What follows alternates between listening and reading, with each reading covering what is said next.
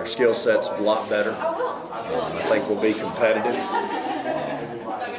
And that's because of the newbies that we have and because of the returners that we have and the competitiveness that we've had to teach them throughout the course of last year. So, dark horse, I don't know. I don't think anybody in the league will overlook us. I think we'll have the respect of everybody in the league because of some of the success that we had last year within the league. So, that being said, I think the results are, to come.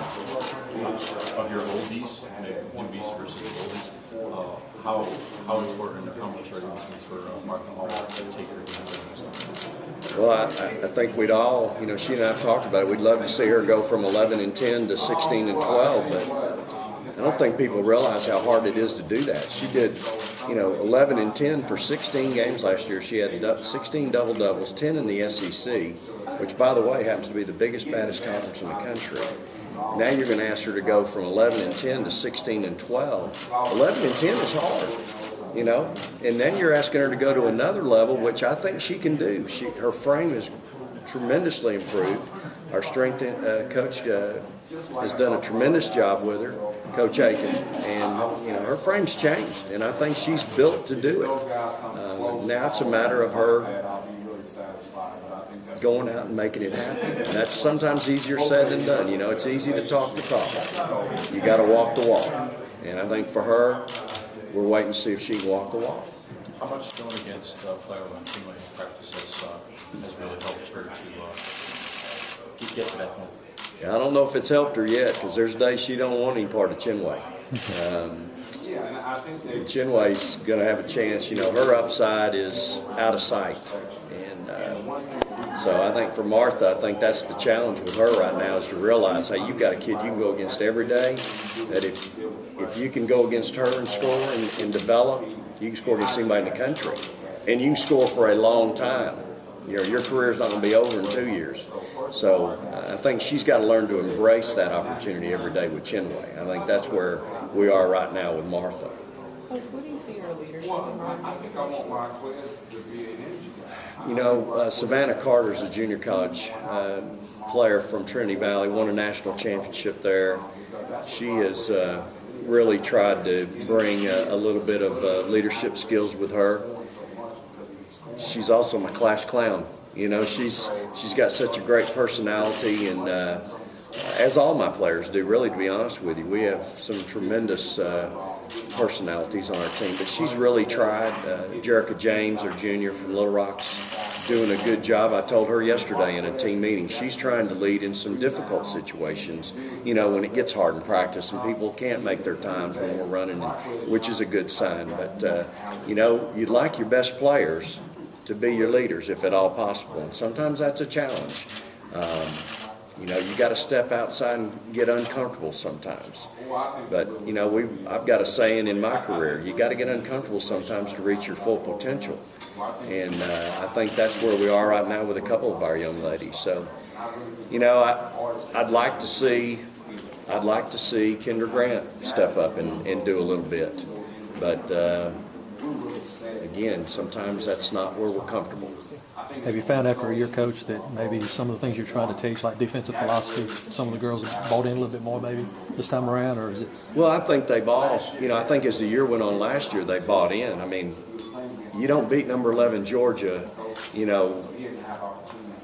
hold them to 5 baskets in each half. I mean, only a basketball person really has an appreciation for how hard that is to do. Those kids held them to 5 baskets in each half.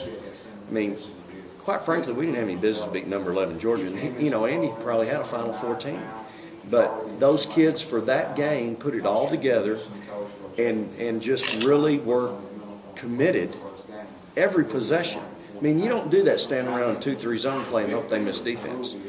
And so I think our kids in that night really saw what it takes, to beat a quality opponent. We beat several quality opponents last year. We had held Arkansas to 5 baskets in the first half when we beat them at home. Held them to 44 points that night. So, I think there were stretches where we did it. There were certainly some stretches where we got beat 50 on the road. And that certainly wasn't any fun either. But I think that's part of the growing pains that you have when you inherit one starter. But what's even after that is, after that one starter, there was no one on our team that really played any meaningful minutes of basketball other than Martha. So we had 3.5 players every night, and everybody coming in for them that really never played a meaningful minute of college basketball. And oh, by the way, we're asking you to do that in the biggest, baddest conference in the country. So it was really, it was really tough for them. And, for our staff, we had lots of victories, y'all, within the game. We may not have won the game, but we saw lots of victories, little victories within the game that we could enjoy. Because some nights we weren't going to win. So we had to find some other areas that we could really draw on and be positive with. When you were putting that recruiting class together, what needs were you trying to address, and do you think you did that? Well, first of all, I don't know if we can score. I don't know if we can guard anybody. But when we get off the bus, at least we look like an SEC team right now. And that was something that we really felt like we had to address. Our frames had to change. And with the 5 that we recruited, no question, those kids have SEC frames. Coach Aiken has done a great job with the young ladies that we returned in altering their frames and making them SEC frames. And so that was something we had to address. The fact that our recruiting class was ranked 5th out of 14 in the SEC, that's certainly encouraging for us. It was ranked 35th nationally, but it was ranked ahead of 9 other schools in the SEC, and I think that's where it starts. I'm smart enough to know, y'all, I'm not going to out-coach a whole lot of folks in this league. You look down the sideline every night, and you're going against somebody that's a 5-time Hall of Famer or 4-time Hall of Famer. I mean, you're going against the best every night. I think what our players realize is, you know what? They're going against somebody that's going to be a Hall of Famer as a player in 15 or 20 years. And that's what the SEC presents to you. So, from a recruiting standpoint, absolutely. We address needs. Our skill set's going to be better, but we're going to be younger. And for me, I got to open on the road at Houston and take 2 of my freshmen who today, if we played today, are going to be in the starting lineup. I don't know how they're going to react that night when their family, because they're from Texas, is going to be in the stands, and their family's family and everybody else that knows them. I have no idea how they'll respond. So that's a scary thing for us right now, and I've talked to my staff about it because I think we're kind of at a crossroads right now. Do we start? We've had 12 practices. We've got 3 weeks till we open. Do we start trying to put together who we think is going to be in that lineup that night, or do we continue to have these competitive practices that we're having and see if the cream that's rising to the top right now continues to be that set of cream, or is it going to be somebody else that finally figures it out? Who are